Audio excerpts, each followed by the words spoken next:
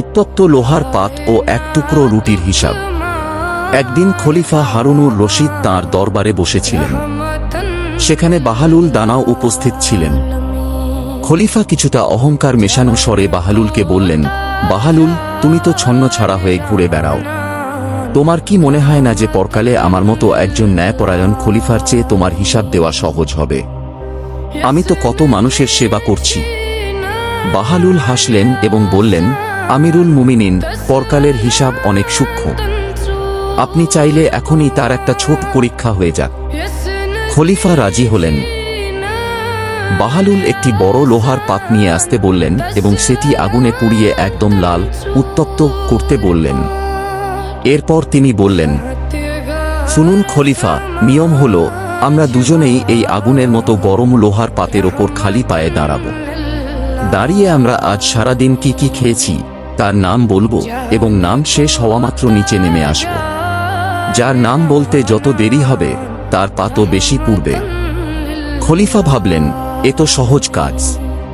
প্রথমে বাহালুলের পালা। বাহালুল এক লাফে উত্তপ্ত পাতের ওপর উঠলেন এবং দ্রুত চিৎকার করে বললেন, এক গ্লাস পানি আর এক টুকরো শুকনো রুটি। বলেই তিনি নেমে পড়লেন। তার পা পোড়ার আগেই তিনি নেমে এলেন। এবার খলিফা হারুনুর রশিদের পালা।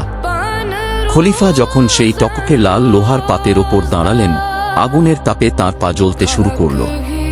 তিনি বলতে শুরু করলেন, সকালে জাফরান মেশানো পোলাও, হরিণের মাংসের কাবাব, ডালিম আর আঙুরের শরবত দুপুরে। খলিফা তাঁর রাজকীয় খাবারের তালিকা শেষ করার আগেই যন্ত্রণায় চিৎকার করে নিচে নেমে এলেন। তাঁর পা ততক্ষণে বেশ পুড়ে গেছে। তখন বাহালুল শান্ত স্বরে বললেন, দেখলেন তো খলিফা, সামান্য এক বেলার খাবারের তালিকা দিতেই আপনার পা পুড়ে গেল।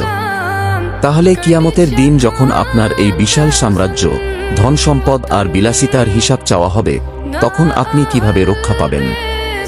আমি তো নিঃস্ব, আমার হিসাব দেওয়া আপনার চেয়ে অনেক সহজ। হারুনুর রশিদ আবার কেঁদে ফেললেন এবং বুঝতে পারলেন যে পার্থিব সম্পদ ও ক্ষমতা আসলে এক বড় আমানত, যার হিসাব দেওয়া অত্যন্ত কঠিন। বাহালুলের এই তীক্ষ্ণ বুদ্ধির গল্পগুলো আপনাকে কেমন লাগছে? তার কি অন্য কোনো বিশেষ দিক বা অন্য কোনো গল্প সম্পর্কে জানার আগ্রহ আছে? যেমন খলিফার সিংহাসনে বাহালুলের বসে পড়ার ঘটনাটি, এটিও বেশ মজার। আসসালামু আলাইকুম বন্ধুরা, দয়া করে সবাই আমাকে একটু সাপোর্ট করুন এবং চ্যানেলটা সাবস্ক্রাইব করুন। আমি অনেক কষ্টে ভিডিও করি, সবাই শেয়ার করবেন। আসসালামু আলাইকুম।